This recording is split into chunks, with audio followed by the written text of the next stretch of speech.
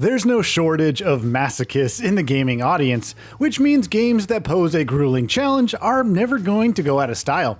Thankfully, we saw plenty such titles throughout the course of 2023 as well, and here we're going to talk about a few that we felt were the most challenging of the lot, some in a good way, others not so much.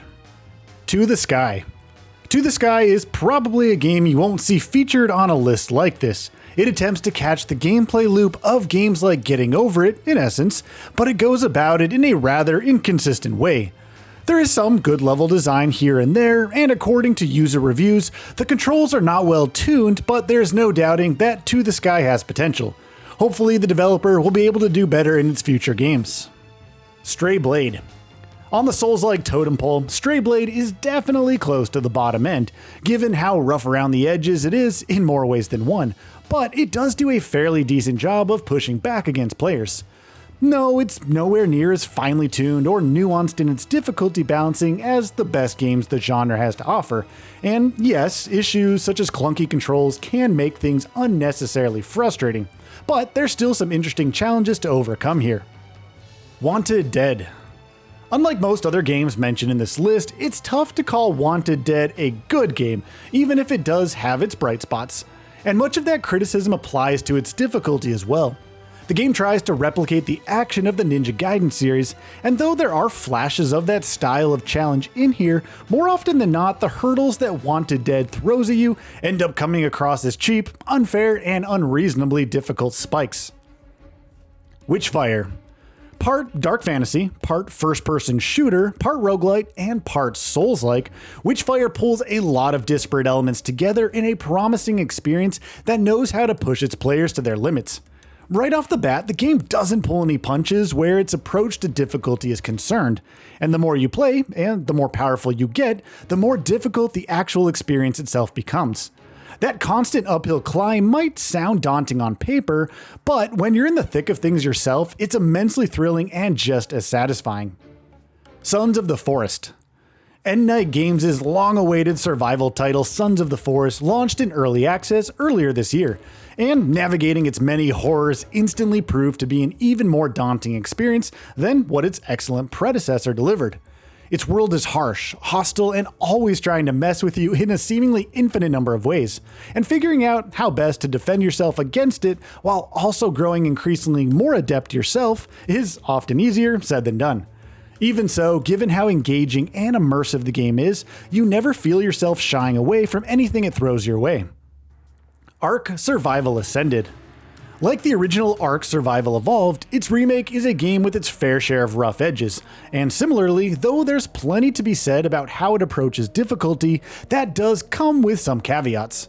Navigating its harsh, unforgiving world is bound to be right up your alley if you enjoy survival titles, and gradually getting stronger and equipping yourself to better be able to deal with the world and its inhabitant dinosaurs can certainly be a challenging experience. Repetition and occasionally rough combat can mar the experience from time to time, but on the whole, it remains a satisfyingly challenging experience. Ghost Runner 2. The original Ghost Runner's one-hit, one-kill formula was executed to near perfection, and Ghost Runner 2 ups the ante in more ways than one. Bringing new navigation tricks, new enemies, and new challenges to overcome, among several other things, the sequel pushes you and your reflexes to even greater limits, and overcoming those hurdles is as fun as ever, if not much more so. Thanks in particular to the quick, brisk pacing of the moment-to-moment gameplay, Ghost Runner 2 remains an incredibly addictive experience in spite of how grueling it can get from time to time. 30XX. One for the Mega Man X fans here, 30XX is the sort of game that strikes the perfect balance between being almost overwhelmingly difficult, but never getting to a point where its difficulty feels unearned. It combines tight platforming mechanics and intense run-and-gun shooting with a roguelite structure to great effect, so that chasing the high of finally overcoming a daunting challenge never gets boring. Remnant II. Building on the blend of third-person shooting and Souls-like mechanics of Remnant from the Ashes, Remnant 2 proved to be another solid outing for Gunfire Games' growing franchise, and just like its predecessor, proved to be quite the difficult game to master.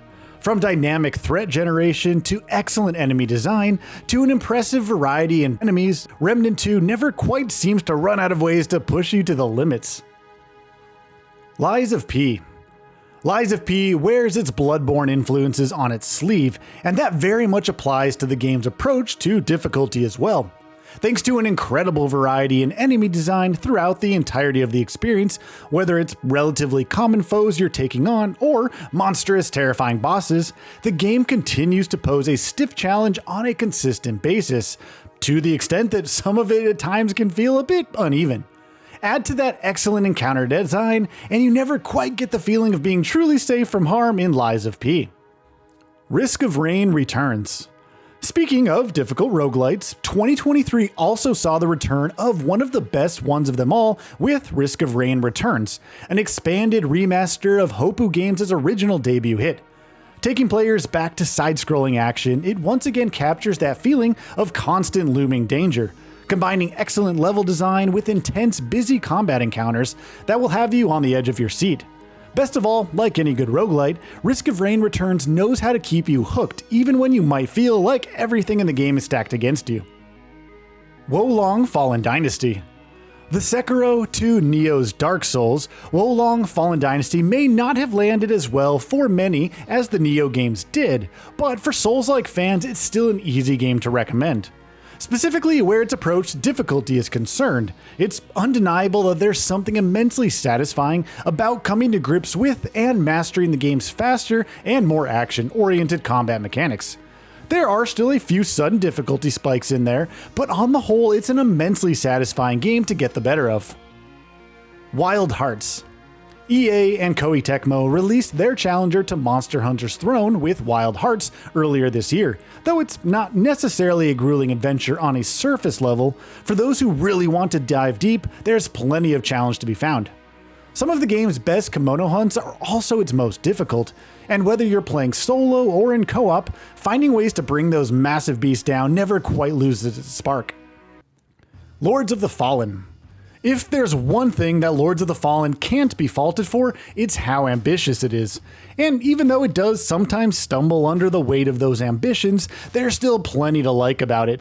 Take its boss fights, for instance, an area where the game delivers some truly standout encounters that Souls-like fans are guaranteed to love, even if there are still a few bosses in the game that do prove to be disappointing.